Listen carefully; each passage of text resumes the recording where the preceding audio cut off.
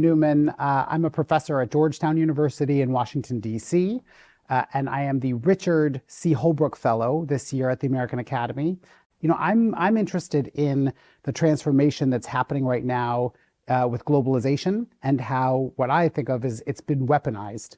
And what do I mean by that is that, there's this caricature that the world is flat, that globalization really decentered power. But if you look at what's been happening, whether it's with the US and China, Europe and Russia, or even the United States and Iran, in all of these cases, those networks of globalization are being used for coercion to basically strike out at adversaries, and it's upending the game. And in this semester, while I'm here, I want to research how Europe's responding, because I think Europe in particular hasn't really thought of globalization in this way, and I'm worried they're not really prepared. There are these global economic networks. You can roughly break them up into, there's the ones for communication, like the internet.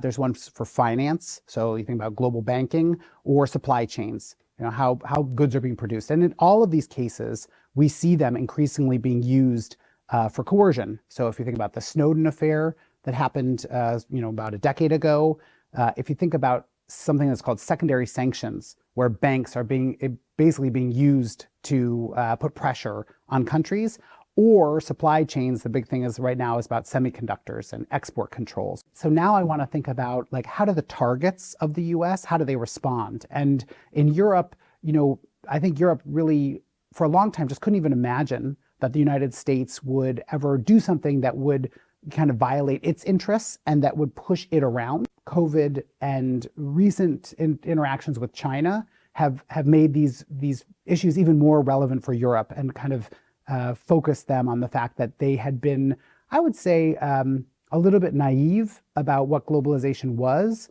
and that it was primarily about making money and wealth, but it's also about dependence and power. And so Europe is now kind of trying to turn its head to those questions.